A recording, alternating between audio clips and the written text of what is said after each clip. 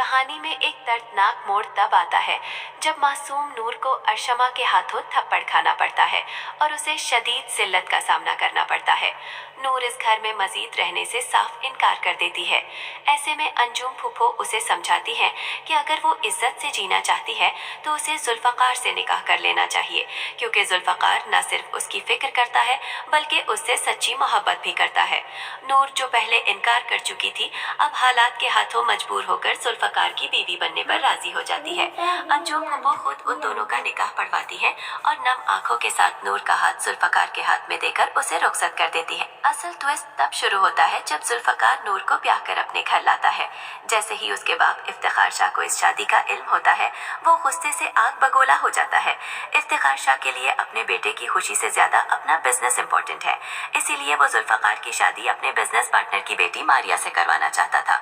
यहाँ एक खौफनाक हकीकत सामने आती है कि इफ्तिखार शाह पहले भी जुल्फकार की पसंद की शादी रुकवाने के लिए उसकी पहली बीवी हूर को मरवा चुका है।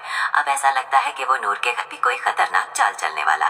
दूसरी तरफ अंजुम इस बात पर परेशान है कि नूर के जाने के बाद घर में अरशमा जैसी बहू आ गई है जो कभी अपनी सास की इज्जत नहीं करेगी। सालार जो कभी नूर पर हुक्म चलाता था और उस पर ज्यादतियां करता था, अब खुद अरशमा के सामने भीगी बिल्ली बन चुका है।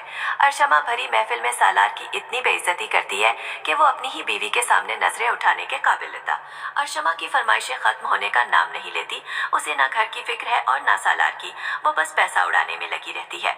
जब अंजुम उसे रोकने की कोशिश करती है तो अरशमा अपनी सास की भी शदीद तस्लील कर देती है और सालार खामोशी से सब देखता रह जाता। वक्त का पहिया घूमता है और सालार को एहसास होता है कि नूर उसके लिए अल्लाह की एक नेमत थी जिसकी उसने कद्र नहीं की। अरशमा की बदतमीजियां उसे जीते जी मार देती है। इधर जुल्फकार अपने बाप की तमाम साजिशों के बावजूद नूर की ढाल बनकर खड़ा हो जाता है। वो न सिर्फ अपने बाप के काले करतूत सबके सामने लाता है बल्कि नूर को वो तमाम खुशियां देता है जिसकी वो हकदार थी। आखिरकार सालार अपनी तन्हाई और पछतावे की आग में जलता है, जबकि नूर और जुल्फकार की सच्ची मोहब्बत अपनी मंजिल पा लेती है।